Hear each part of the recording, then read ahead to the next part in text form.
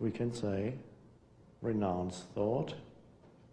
We could say, renounce time. But even that is still maybe a little bit abstract.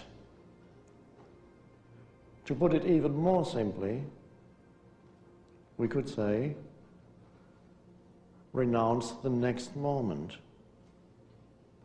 Because you notice that most of your life, you're more interested in the next moment than in this one.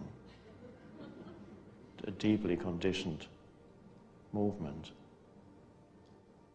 Renounce that need for the next moment. The psychological need for, okay, what's next? And be completely with this. What is now? Completely allowing this moment, so precious. Not precious because it's fleeting, that's a superficial way of looking at the present moment. Sometimes people say, this moment is so fleeting, just, you know, it'll be over soon. Just hang on to it and remember it. Take a photo of it. No, it's not precious because of that, because the present moment is not fleeting.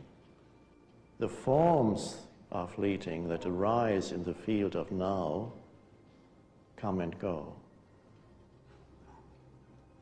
But when you enter the now with your attention, and don't take it too literally, it's just a pointer. When you enter the now with your attention, then you renounce the next moment. And a completely different quality of being arises.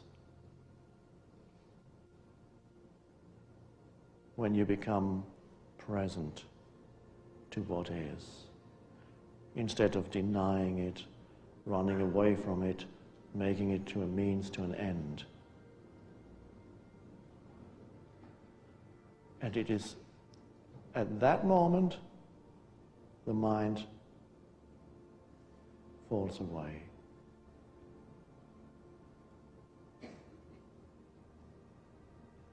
And then you realize how vast the space is inside you.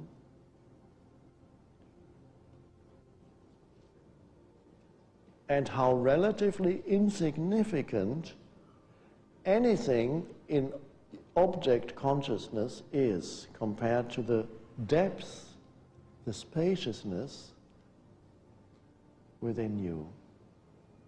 The stillness. How relatively insignificant any thought that comes into your mind is, relatively insignificant. How relatively insignificant anything that happens or doesn't happen is. You see the relativity of whatever happens in the realm of object consciousness, in the realm of things. Okay, it's nicer perhaps to live in a beautiful place than to live in a beautiful mansion, than to live in a little hut or a little room. On the surface, yes, it might be nicer. But if you have not found the dimension that is beyond object consciousness in yourself and live in a mansion, the mansion is not going to do that much for you. And if you have found it in the little room,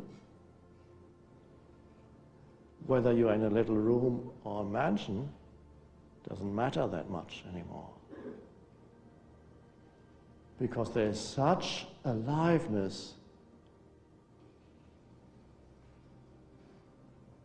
to the field of now,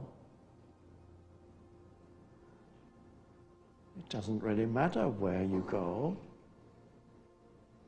what the things are that surround you. They matter relatively, but not absolutely. And then the universe around you is recognized as playful forms that come and go, experiences, different places come and go. It's a bit like when you are rooted in the now, you are rooted in being.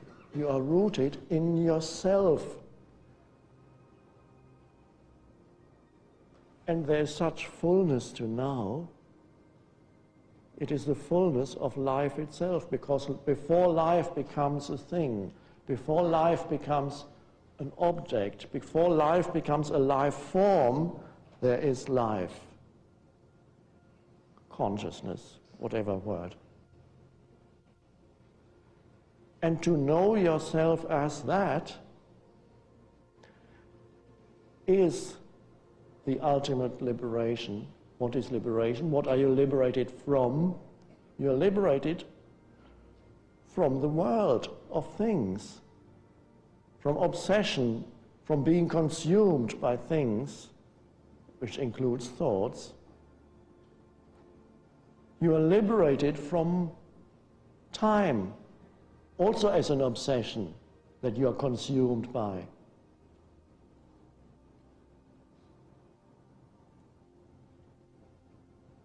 And you are liberated from a very heavy sense of self, a me, what the Buddha called the self.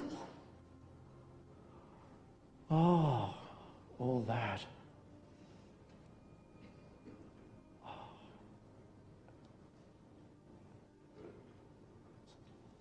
The key then,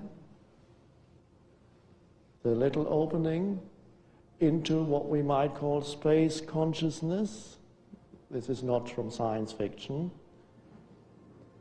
Space consciousness within yourself, the unconditioned consciousness. How do I get from being consumed and identified with object consciousness to recognizing myself as space?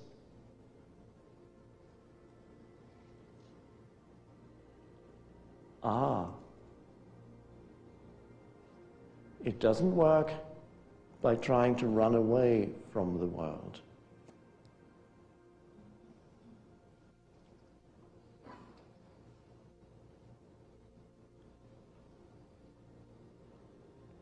It's through allowing whatever form this moment takes, the world of form, the world of objects, allowing whatever form this moment takes, internally allowing it to be as it is. External forms, inner forms, thoughts, emotions, feelings. Allow the suchness of this moment, no longer make the now into an enemy. The moment you allow what is to be,